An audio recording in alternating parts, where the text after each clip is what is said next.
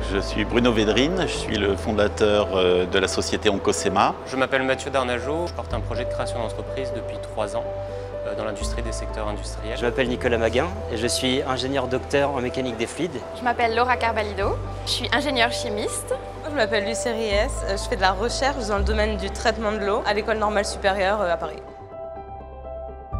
Le projet, c'est de développer des tests qui vont permettre de suivre l'efficacité des traitements du cancer et d'établir un pronostic des patients.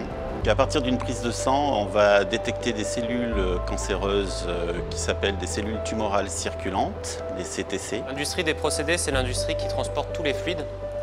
Et il y a un énorme problème aujourd'hui, c'est que ce qui se passe à l'intérieur du tuyau, c'est complètement invisible, on ne le voit pas. Donc les corps étrangers, les colmatages, les bourrages, etc., la cavitation dans les pompes, sont tous des phénomènes qui sont invisibles à l'intérieur du tuyau. Et nous, on propose un scanner industriel qui permet de rendre visible l'invisible, donc de visualiser directement les défauts, l'origine des défauts à l'intérieur du tuyau. Ce qu'on pourrait prendre à première vue pour un anneau, c'est en fait c'est ici deux pales. Ces pales ont une forme avec un profil aérodynamique. Et vous allez avoir, lorsqu'elle va tourner, des efforts hydrodynamiques de portance et de traînée.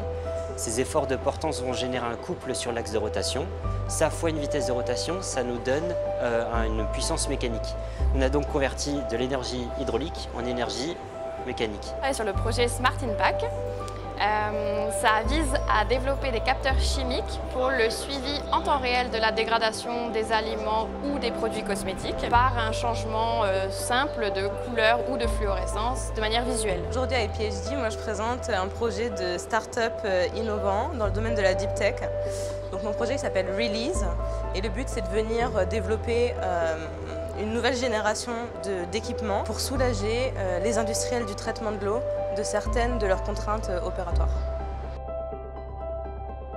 Ça va être de vraiment pouvoir financer le développement de notre test et de pouvoir l'amener sur le marché très rapidement, puisqu'on veut pouvoir le commercialiser dans 1 an. On a présenté un projet sur 3 ans qui va permettre de déverrouiller les derniers verrous technologiques qu'on a, dans le but d'optimiser la consommation énergétique des pompes industrielles et d'opérer leur pilotage automatique.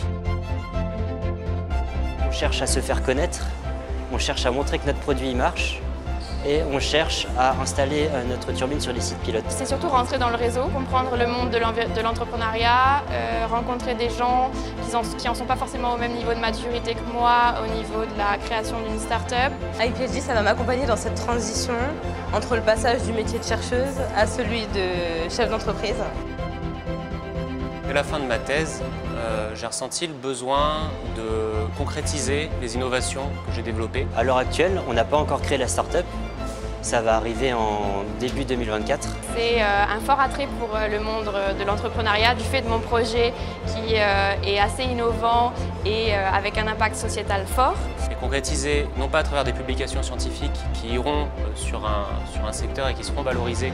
Pour l'instant, on est juste en contrat de maturation avec la SAT Connectus Alsace. Être acteur de cette valorisation pour que les innovations atteignent un marché. Entreprendre pour moi c'est oser, c'est avoir une possibilité d'impacter, de proposer sur la base de résultats de recherche scientifique des solutions technologiques qui répondent à des enjeux d'actualité comme les enjeux environnementaux.